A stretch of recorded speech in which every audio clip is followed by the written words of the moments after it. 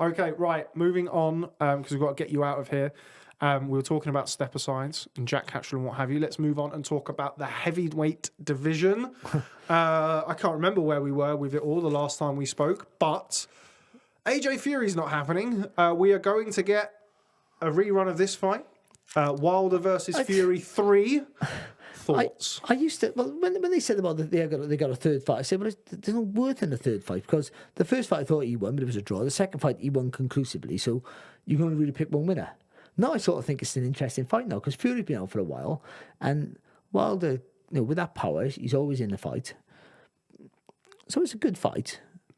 But I just don't believe, right, that all these fights are so hard to make. First of all, I don't like rematch clauses. I love rematches. I don't like rematch clauses. The fact that you're going to fight each other next, regardless of the result of the fight you're in right now, is lunacy. And it holds up careers of everyone around you. That's what I think. It's ridiculous. And it's potentially held up the Joshua Fury fight, which everyone in the whole world would rather see. Most people. But, whoever wins this fight, bosses Joshua. The Wilder Joshua fight is still a huge fight. The Fury Joshua is bigger, of course. But I'm not sure that fight was ever going to happen. No. Joshua Fury? Yeah. No, I don't think the fight was ever going to happen. If this fight gets signed like this, and all these fights are a murder to make, and all of a sudden, they can't make that fight. This fight has been they've been in negotiations for months. I know everyone's in agreement, but they still can't get over the line. And then all of a sudden, he pops up with his. And listen, if you got, no, I don't argue that Wilder should get a shot, because if you sign a contract, you should, legally, then you have to. He's done what he's done is right. But they've known about this for ages, haven't they? They've all of a sudden they're signing contracts now after a week if it's been announced that. Well, there was the clip that was put out on social media of Tyson Fury signing his contract, and they panned down from Deontay Wilder, who had signed his 3 days previous, which would have meant following the arbitration clause, they would have made the rematch in 48 hours or something like that afterwards, which. That's not realistically going to have happened. No. There was talk of the Allegiant Stadium. We don't know whether or not it's going to go there in Vegas, but you can't really sort those things out in 48 hours, 72 hours. It has to have been in the pipeline. We saw Bob Arum and Tyson Fury go to Bob Arum's own words, where it wasn't necessarily a mediation, it was more a negotiation with regards to Wilder for the trilogy bout, and all of the kind of things. I mean, hindsight's a wonderful thing, particularly in boxing. It's so nuanced, even behind the scenes, outside of the ring. But now we're looking back at it and thinking, that makes more sense now. And now we've got here. And Bob Arum has been so quiet in all this Fury Wilder thing. Fury Joshua. He must. I mean, Bob Arum was he was a Harvard educated lawyer. Yeah. He must have known that there was something in this contract. I mean, we got all of these announcements and Fury announcements and blah blah blah blah blah. I mean, a couple of weekends ago. The Monday was when the arbitration ruling was coming. I think Dan Raphael tweeted about it. And then we had all of these announcements on the Sunday and the Saturday. By all accounts, I mean, sources, I don't want to be that guy, that pissed the arbitrator off, when he's kind of waiting to announce what's going on with his arbitration. And you've got all of these announcements about fights that are going to happen that obviously supersede your ruling. So I don't think that necessarily went down too well. But you make a good point there when you look back at, Bob Arum was very quiet. They said that they'd signed NDAs. Eddie's not supposed to be talking about it, blah, blah, blah, blah, blah. For me, in hindsight, as we say, hindsight's a wonderful thing. It kind of beggars belief that Al Heyman, somebody as worldly and knowledgeable and respected, business powerhouse outside of boxing, would have... we were told that he left the contract on the table and just let it expire. That just doesn't make any sense, does it? And when you consider, this fight in particular is a good example. Andy Ruiz had signed for a rematch with Anthony Joshua. There was no chance of Andy Ruiz going to unify all the belts against Deontay Wilder, which would have been an in-house PBC fight, would have been a massive fight on Cinco de Mayo weekend, obviously with Mexican heritage. Yeah. Eddie Hearn came out and said several times after that first fight in New York that he will have a rematch clause. We have a contract that is watertight. He cannot go and fight anybody else. I wouldn't have rematch clauses. And in every championship fight, I'd have a 70-30. Champion challenger. Even if it would never happen, of course. People will say, what are you talking about? This is not a business sense. I've got no business sense at all. This is from a boxing perspective. Yeah. No, because if the biggest draw is the challenger, then I understand that he wants more money because I'm the biggest draw. But you had an opportunity to fight for the title. So you've got this option, probably you are the bigger draw. So he's the champion, he takes the biggest piece of the pie. And if you're better than him, you beat him, and your next fight's 70-30. No rematch clauses. You can make a rematch. The only time there should be a rematch is if that fight is massively controversial or it's a draw. Then there should be a rematch. And I'm not even sure an immediate rematch, by the way. You should have your place. Because, you're number one contender, you box the champion, and you get beat, you should drop down at least 5 places. At least. And now the others do, and then you have to box number 4 or whatever it is, and then he goes up to number 3. Because number 1 is boxed, and he goes back down, and then number 6 gets to fight you. However the system works, I've sort of already shot myself in the foot there already. I've missed people out, but it's like there shouldn't be an automatic rematch clause. But there's some fights you want to see automatically straight away, but they don't happen anyway. But so I just think all these clauses don't help boxing. They help the fighters personally, because then Ruiz boxes Joshua for whatever, late notice, and they go, well, if you win, you get the return. And it covers Joshua then. There's no risk. There's always a risk in a fight, but there's no real risk, because you get the opportunity to fight for it again. There should be you box better with a massive risk that if you lose, you go down to 30% of the purse, and if you lose, you don't get a shot. You got to wait in line again.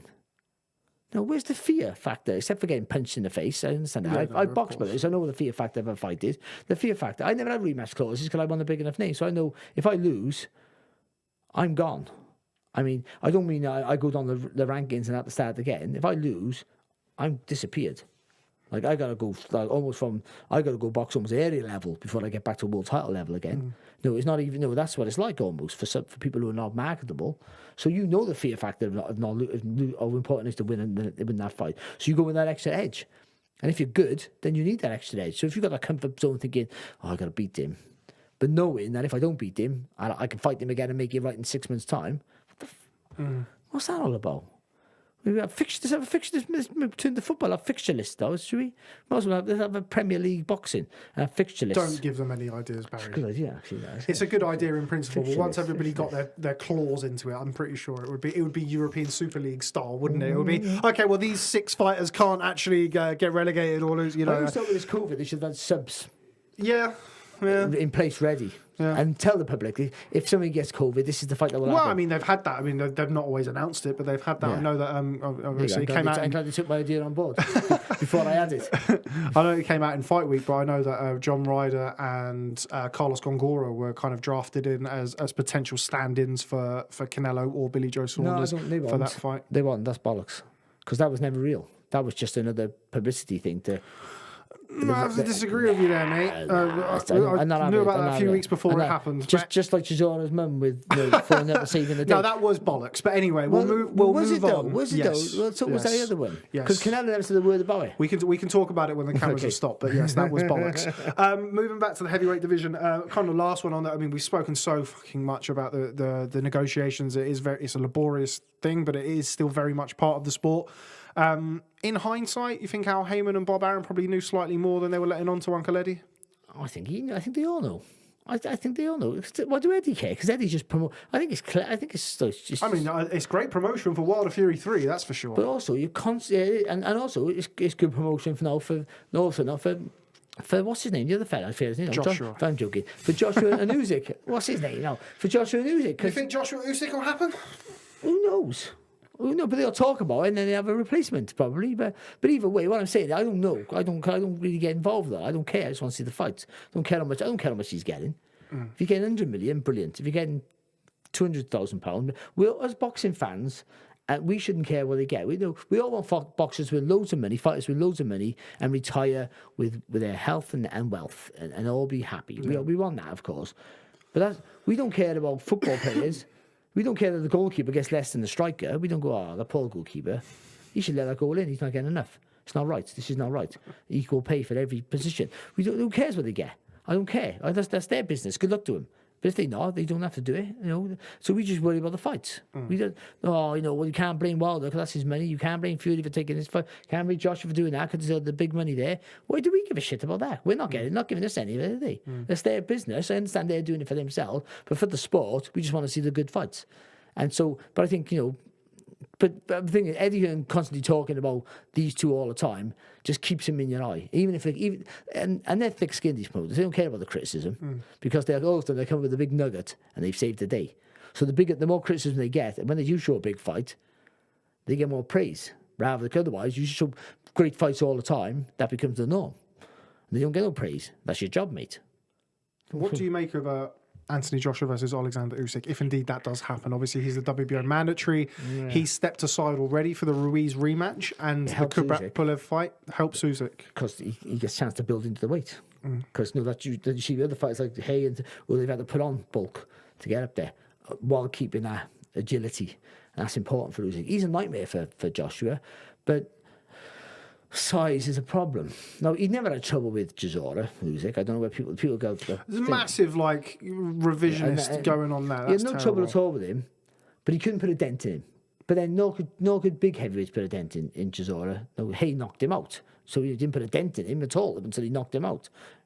So contradicts yourself. Do you know what I mean? Like, shot, yeah. And Usyk was never a one-punch artist anyway. He had Chisora hurt. I think at the end of the 7th round he had him hurt. But he can't. Now him now putting a bit more bulk, muscle mass, and slightly tinkering the way he fights because of putting more weight will benefit him, I think. But I still think Joshua, is much better than Chisora, of course, and he punches correct. Joshua's technically pretty good.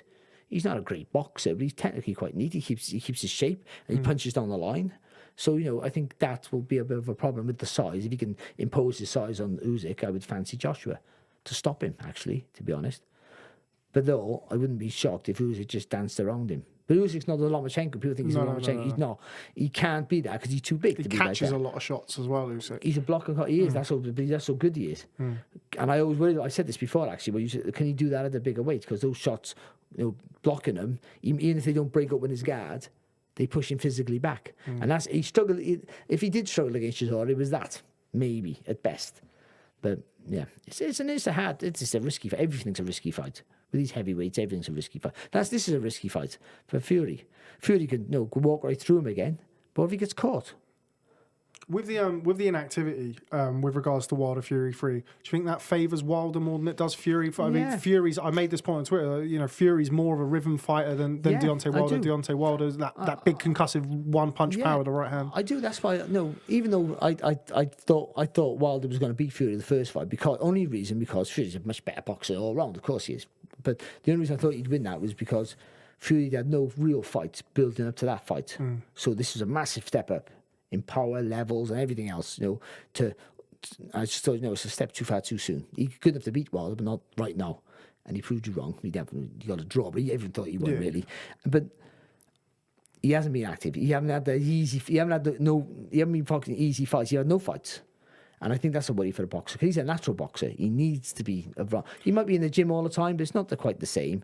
You need to be around. You need to be around all the time. You need to be fighting semi-regularly when you're a natural boxer, which he is. And that's one of the things that's one of the things that he said in the build-up to the Wilder rematch. I mean, he boxed Tom Schwartz in June, Valin in September. Then they kind of really, and this was one of the things that Bob Arum said, that they'd really made Las Vegas a home for Fury. So when Wilder was coming over to box there, obviously Wilder had boxed in Vegas beforehand anyway. He boxed Ortiz in November in Vegas, but it was very much kind of home ground for Tyson Fury. He'd boxed there it was the third time he'd boxed there in, I think, 9 months or something, and Tyson himself had said about the benefit of that. Now, going into this fight, 18 months, Fury's been living the life of the heavyweight champion of the world in the last 18 months. Of course, he's been staying in the gym, and it's kind of how he likes to say he keeps himself well. But as you've said, he doesn't have that date to work towards, or he hasn't had that in the past. So there's only so much he can do. If he takes the eye off the ball, I'm not saying he will, but if he does take the eye off the ball even for a fraction of a second, Deontay Wilder only needs a fraction of a second to win the fight. He doesn't, because Deontay Wilder's not, even though he's an Olympic medalist, and it sounds weird to say, he's not a natural boxer. He's an athlete with tremendous power. So he doesn't need to be ring ready, because he's not going to outbox Wilder, Fury. He's not going in to do that. He's got to go in to destroy him. So they can work on that. So you don't need to be. It always helps if you've had fights, but you don't need to be as sharp as Fury does. But I still favour Fury. If Fury's switched on like he was in the first fight, and certainly the second fight, I think he beats him. That's the thing, and that's why I think Fury beats Joshua, because he can win in so many different ways. And that's why I thought Taylor would beat Ramirez, because he could win more than one way. And that's what, so I look at it like that. You know, you can win. Being able to adapt to the fight. Unless your best trumps all the ways he can win. Sometimes that can happen, but usually if your best and his best collide and it's hard, then you got to think the alternatives. What if yours don't work? What your plan B? You know, and some people don't have a plan B, and Wilder doesn't have a plan B. He's not going to all of a sudden. He got the reach to have a decent jab, but he's never learned to throw it because he hasn't wanted to learn to throw it. And I understand. I always say this about kids. You know, power sometimes they've got big punches. Everyone gets excited about them, but it disguises inaccuracies in their work. You know, frailties in their makeup because they've never learned to be technically good because their power's always got them through. And that's the perfect case for him as an amateur, as a pro. That big right hand has been the one. The jab's kept you off balance a bit. It's done his job enough. His jab's good enough to keep you off balance, but not against a guy who slips and slides like Fury. Not many boxers do slip and slide like Fury, to be honest. That's why the Wilder Joshua fight's a really good fight, because Joshua could hit Wilder and put him to sleep in a second, but also Wilder could put him off balance with his jab and catch Joshua going backwards with that long right hand, and he's in trouble. I think that's a massive fight. I mean, I spoke to somebody from Joshua's side of the fence, and they were talking about, you know, Wilder Joshua is still commercially, in their view, a bigger fight around the world. I mean, if you think about kind of American pay-per-view for this, I disagreed, but anyway. But having said that, I don't know. I mean, it would be a more exciting fight to watch. But with regards to Deontay Wilder, what Deontay Wilder brings is that American pay-per-view money, and like Joshua versus Fury against one of those dance partners. I think the Fury rematch did 900,000 buys. You're going to be looking at around that. How many's for Wilder though?